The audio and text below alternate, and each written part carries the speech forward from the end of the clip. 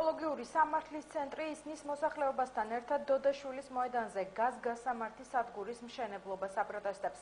მაცხოვრებლების განცხადებით გაზ-გასამართი სადგური მათ საცხოვრებელ სახლებთან, ეკლესიასთან და სკვერთან ახლოს შენდება, რაც საფრთხის შემცველია. ეკოლოგიური სამართლის ცენტრის ხელმძღვანელის ნიკოლოზ მჟავანაძის თქმით, მშენებლობა ავტოგასამართი სადგურებისა და ავტოგასამართი კომპლექსების უსაფრთხოების წესების დამტკიცების შესახებ ეკონომიკის სამინისტროს ბრძანებას ეწინააღმდეგება. ეკოლოგიური სამართლის ცენტრი ვისო პეტროლიუმ ჯორჯიას მოუწოდებს 48 საათის განმავლობაში აღნიშნული მშენებლობა შეაჩეროს. სამშენებლო ტერიტორიაზე კომპანია ვისოლის წარმომადგენელი მივიდა, თუმცა მან კომენტარის გაკეთებაზე უარი.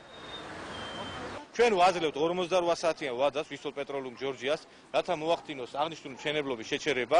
წინააღმდეგ შემთხვევაში ჩვენ დავიწყებთ ყველა მეთოდის გამოყენებას კანონის ფარგლებში, რათა მოახდინოთ აღნიშნული მშენებლობის შეჩერება. გამგეობიდანაც იყო წარმომადგენელი მოსული და ხალხს დაპირებები მისცა, მაგრამ სიმართლე რომ გითხრათ, მათი დაპირებები ჩვენ არ გვჟღერთ. აქედან გამომდინარე, ჩვენ მოსახლეობასთან ერთად ვიბრძოლებთ მანამ სანამ აი ამ წმინდა ადგილიდან არ მოხდება აღნიშნული მშენებლობის დემონტაჟი. ეს არ არის სპონტანური აქცია. ჩვენ მივმართეთ მერიის სამსახურს, მივმართეთ ეკონომიკის განვითარების ეკონომიკის სამინისტროს და მივმართეთ გამგეობას და მივმართეთ ხელმოწერებით, მოსახლეობის ხელმოწერებით და ვითხოვდით მშენებლობის შეჩერებას. პასუხი მერიიდან, ეკონომიკის სამინისტროდან და გამგეობიდან იყო სრულიად უპასუხისმგებლო და თავიდან არ ვიდება იმ საკითხებზე, იმ საფრთხეზე, რაც ჩვენ გველოდება რეალურად.